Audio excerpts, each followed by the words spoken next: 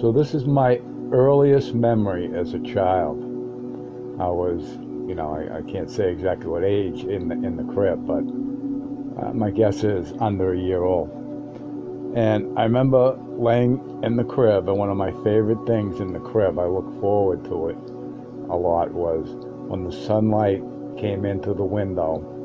I would watch the beams of sunlight, and there'd be a little dust in the air, and the dust would float, inadvertently here and there throughout the beams of sunlight. And that was like my mobile as a kid. I would watch that, and I loved watching that. And I remember when I was like 3 or 4, I was at my grandmother's one time, and I was laying there looking at the window, and the same thing.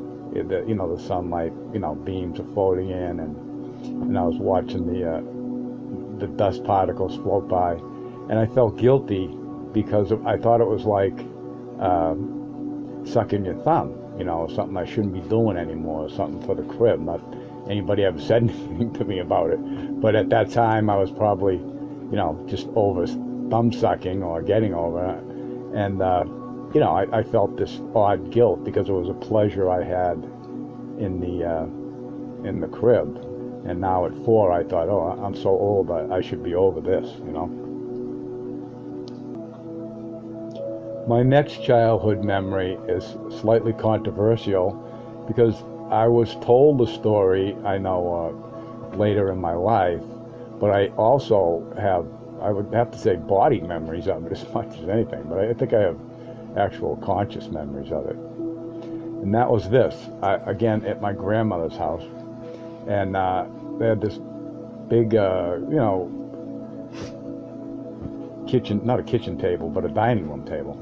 It was an old wooden dining room table. It was pretty big, and it was in kind of a slightly tight area in the house. It wasn't the biggest dining room, but it was, so it was a little confined. And my cousin and my brother, who were 4 or 5 years older than me, we would play together. That was like the little guy and the thing.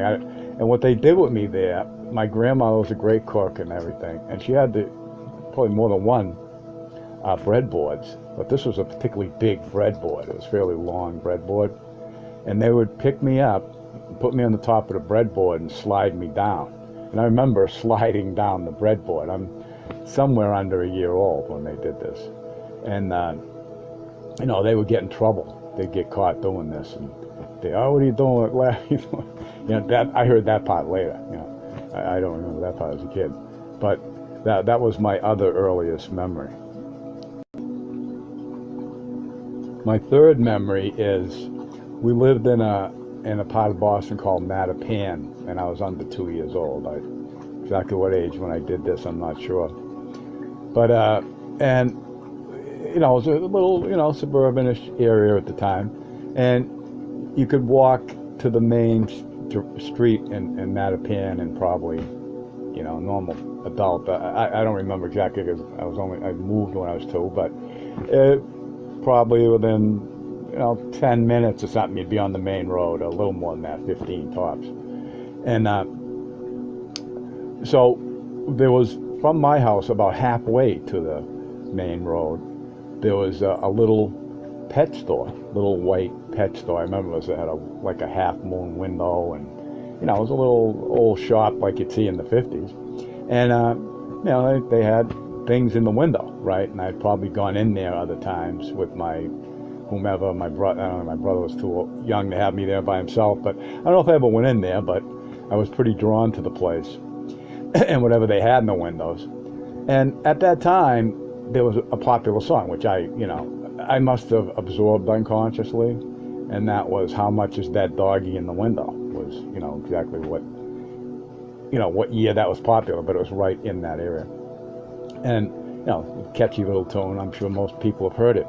And so one day, they come out, and there's a little front yard, it's a little spur front, no woods or anything. So, hey, I'm not there. Where's Larry? Right? He's gone. Probably, I'm guessing pushing a year and a half, something.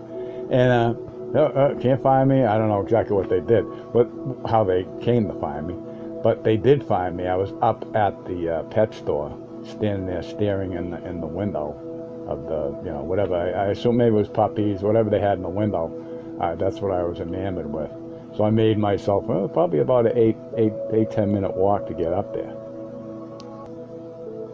And another thing I remember, which probably most people have some version of this, was sitting on Dad's lap. That was one of the great things of all time. By the time I was a year and a half, I was like a cat that wants to sit on your lap. I just want to get on Dad's lap and sit there when he's watching TV or something. So that was, one of my great pleasures of my early life. I remember a lot of other things that are snippets of things, like when we had a diaper pail, I remember that thing, and objects and different little things like that, but not long-term conscious memories that I have. The only odd thing I do remember, I don't know if other people did this at some point in their life or not, but I remember when I was around 4, I was standing out, a bunch of us kids were running around doing stuff all over the neighborhood. They were up by the road, and I was standing down at my house. And I was watching them up there. I was going to go up and do something with them. And I was standing there, and this is what I thought. I said, I don't think it was my birthday. It was probably in the summer, so it wasn't my birthday, but it was 4-ish. And this is what I thought. I said, I'm going to, and I didn't use these specific words, but because I was a kid, but this was the general gist of it. I said to myself, I'm going to have a continuous memory from here on out. Meaning that I felt like I was old now, adult, and that it wasn't that I wouldn't forget anything, it's just that I was going to remember the general overall arc of my entire life from that point on. I wasn't going to forget things, and I wasn't going to forget, important things or any kind of, serious things. And it was odd because I can remember that as clear as day, that moment. Standing there, and there's nothing particularly going on or fantastic. This thought came to me all of a sudden. I said, oh, okay. And so that was sort of like, in my own little mind, that was sort of like my end of childhood thing, I think. At least young childhood. I didn't express it like that, obviously, as a kid, but, some part of me said, okay, we've left the little kid stuff home, and now I'm with that's probably why, because I was hanging out with the bigger kids, and I wanted to be one of the bigger kids. That was maybe what instigated this thought. But I remember it so clearly, and I think of it as a kind of an odd thought for a 4-year-old kid. I don't know what other people think, so I don't know. And the final thing that I remember, not a thing, it was, a person and interacting with them, was my father's mother, my Nana. We called her Nana. And there's an African tribe who has a term, they call it Dojodi brightness. And what they mean by it is certain people have this Dojodi brightness, and it's a kind of warmth and caring that is transcendent. It's something you were either born with or you don't have it. You can't earn it or grow to it. It's part of your nature, they look at it as. And this lady had it in spades.